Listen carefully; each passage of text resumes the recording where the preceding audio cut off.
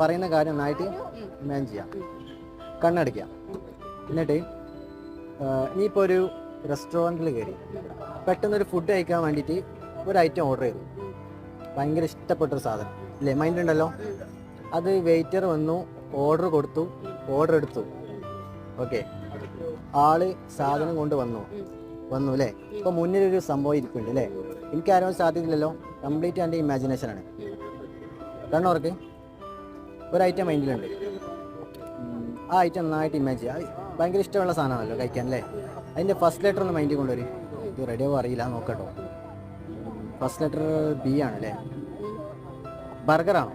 ആണോ? ഓക്കെ. ഇതിൻ്റെ മുന്നേ കഴിഞ്ഞിട്ടില്ല, ഇതിൻ്റെ മുന്നേ വേറെ സംഭവമുണ്ട്.